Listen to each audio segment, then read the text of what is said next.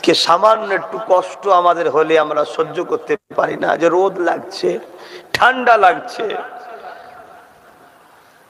কোন দিক দিয়ে আমরা কষ্ট সহ্য করতে পারি না। অথচ জিনাকে না বানালে আল্লাহ তামাম কায়নাতকে বানা দেন না। জিনা